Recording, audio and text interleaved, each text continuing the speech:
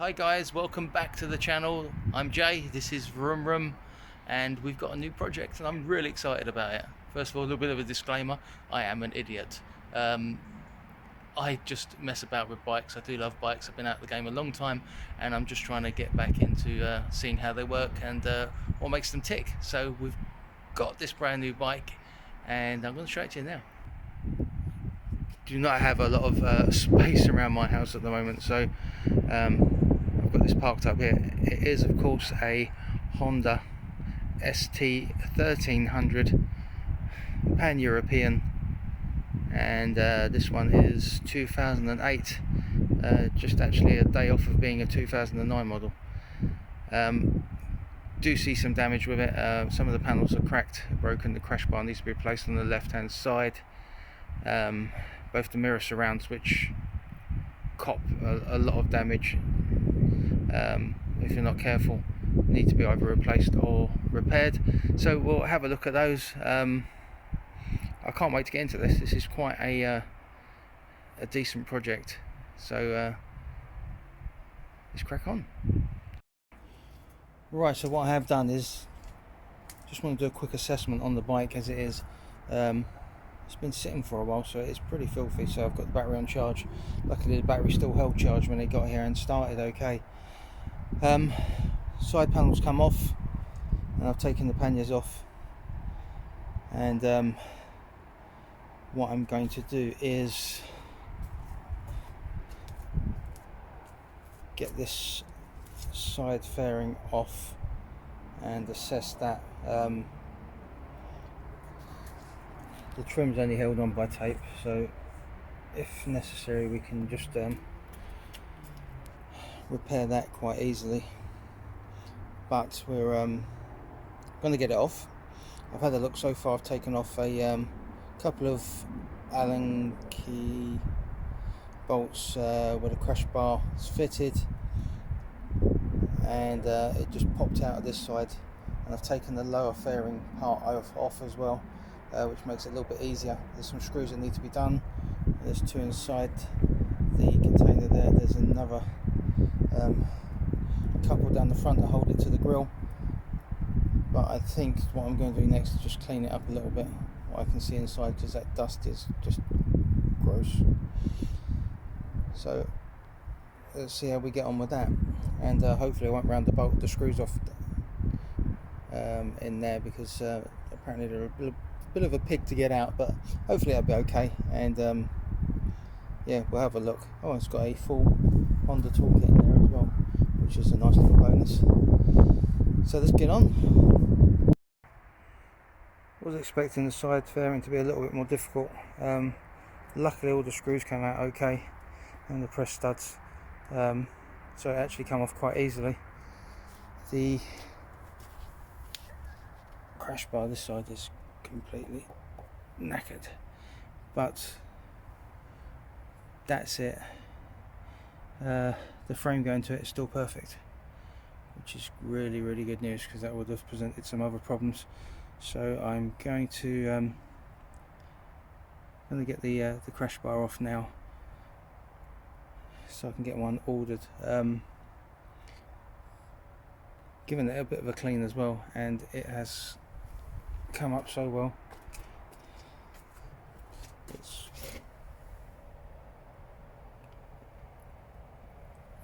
absolutely spotless now, and it has got signs that it was really a well looked after bike, because it really was just a layer of dust and time in storage that was making it so dirty and so unappealing.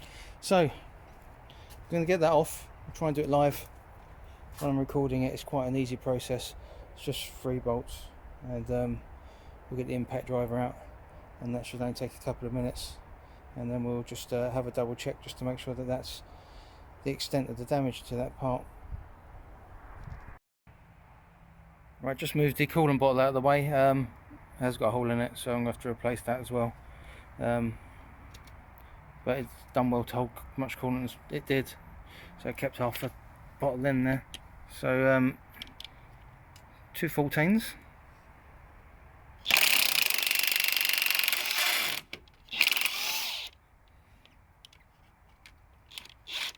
Ah, 114.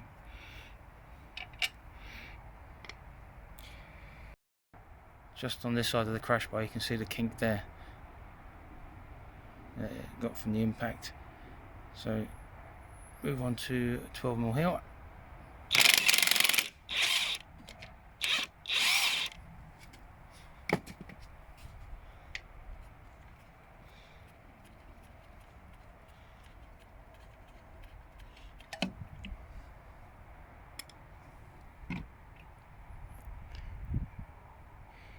And down the bottom, and that should be it.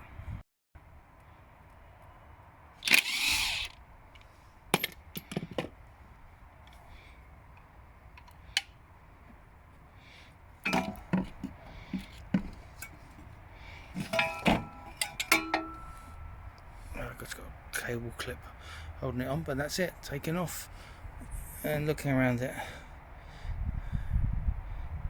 everything else seems to be absolutely perfect, so good result, happy with that.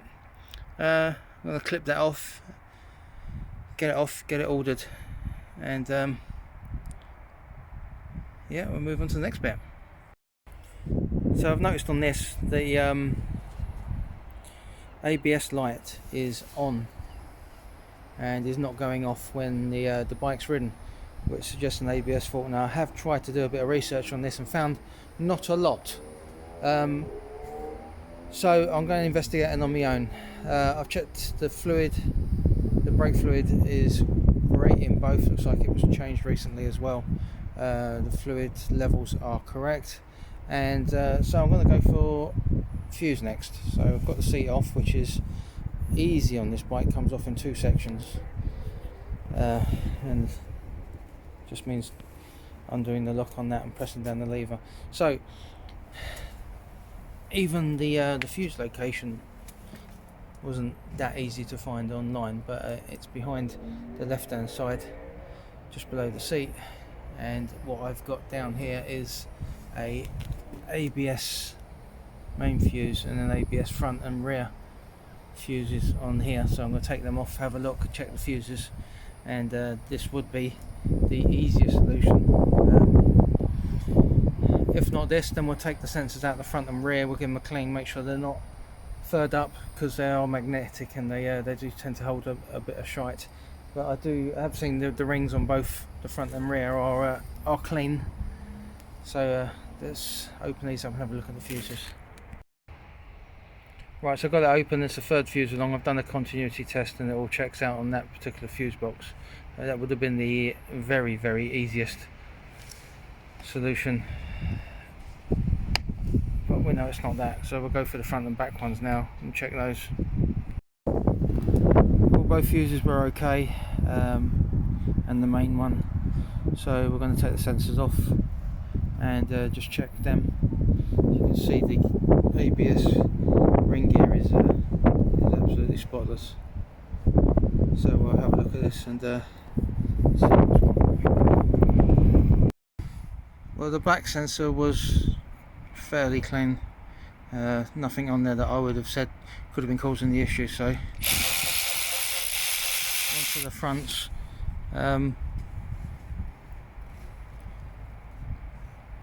Front does look a little bit more gummed up, but that's just the front. Let's have a look. Well, not the cleanest I've seen. I wouldn't have thought that would have affected anything, but we'll give it a clean and see what happens.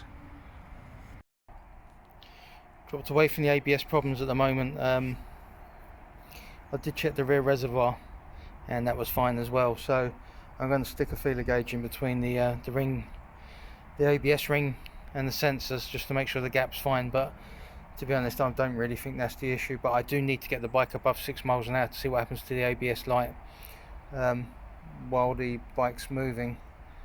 So I need the bike to be a little bit more presentable than it is. So I've got the crash bar now, which I've ordered second hand. There were some areas on it that had a little bit of rust and that, so I've got my Dremel out and I've ground those down. So now it's just a case of giving it a nice solid coat of Hammerite, which I'm in the process of doing now. Well, I checked the gap in the ABS sensors to the ring, and they were fine as well. So when I first brought it in, it did have the ABS light, and I've just taken it out for a ride because you're meant to go above, I think it's 6 miles an hour, for the lights to clear if it's all okay. And yeah, pleased to say that that light's gone off now, so I think it was just dirt on the sensors, which has turned out really good. Bits to go. These infill panels are a pain to get. The only one I've seen so far is on eBay, and it's it's broken, and they still want a ridiculous amount of money for it. Just turn this off. The crash bar protectors, I'm going to order 2 of those new. I think they come to I think it's about £88 total. The boxes go on, there's no problem issues with those. I've ordered a new mirror cover for that one.